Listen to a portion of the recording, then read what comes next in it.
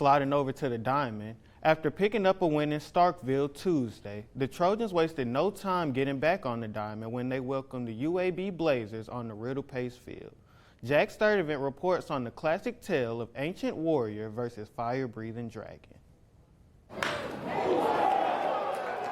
Wednesday night, the number 20 ranked Troy Trojans welcomed the UAB Blazers to Riddle Pace Field.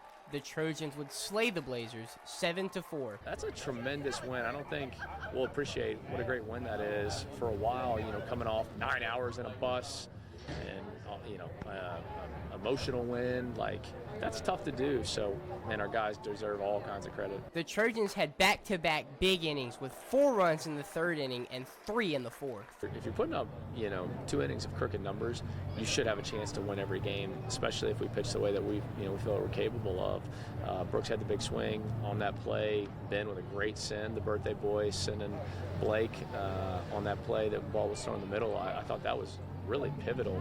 DK had a great at bat to get that little flare over shortstop. We had the bases loaded, walks where guys were just disciplined, staying with our plan. The Trojans stay at home this weekend as they host the Penn Quakers in a weekend series. And they got talented guys everywhere. They have talented guys on their roster. They've had talented guys in professional baseball. I'd be lying. I don't know what time it is, 7:18. I haven't looked at one bit of Penn yet. But we will starting tomorrow morning. I'm sure they're going to have good velocity on the mound. They're going to be very athletic in the box. Jack Sturdivant, Troy, TrojanVision News. That series against back-to-back Ivy League champion Penn is set to begin Friday at 4.